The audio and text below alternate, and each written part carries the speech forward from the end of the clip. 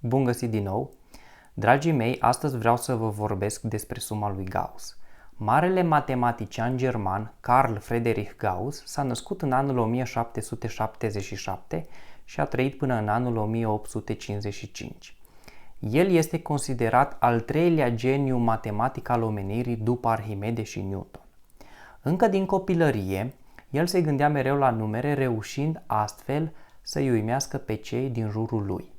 La vârsta de numai 9 ani, micul Carl a reușit să calculeze în minte suma primelor 100 de numere naturale și astfel i-a atras atenția învățătorului său.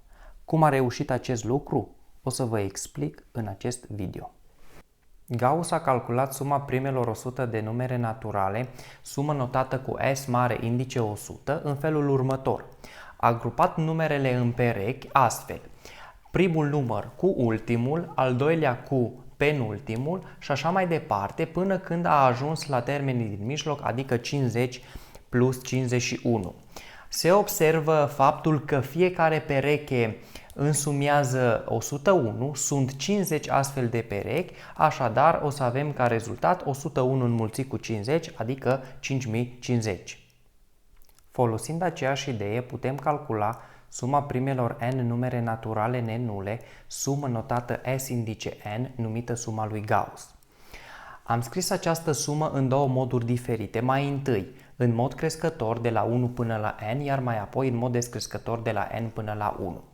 Acum, adunând cele două egalități, membru cu membru, se obține următorul lucru. În membrul stâng o să avem 2 ori Sn, iar în membru drept, dacă adunăm poziție cu poziție, o să avem așa: n plus 1, adunat cu n minus 1 plus 2, adunat cu n minus 2 plus 3, plus și așa mai departe, până la ultimele două poziții, și anume 2 plus n minus 1 plus 1 plus n.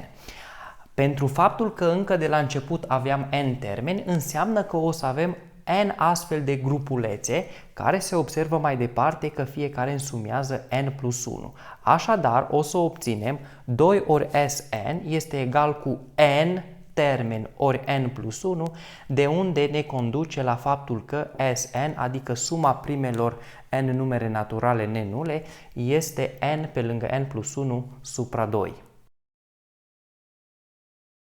Haideți să vedem acum câteva aplicații. Am propus mai întâi să calculăm suma primelor 30 de numere naturale. Aplicând formula sumei lui Gauss, obținem 30, adică ultimul termen, înmulțim cu 31, supra 2. După efectuarea calculelor se obține 465. Vom calcula în continuare suma numerelor naturale consecutive de la 11 până la 20. De remarcat este faptul că aici nu putem aplica încă de la început formula sumei lui Gauss. De ce? Pentru că nu avem suma primelor 20 de numere naturale, ci doar de la 11 până la 20. Pentru a calcula totuși avem nevoie de un artificiu. Să adăugăm noi suma primelor 10 numere naturale și ulterior să o scădem pentru a nu modifica exercițiul.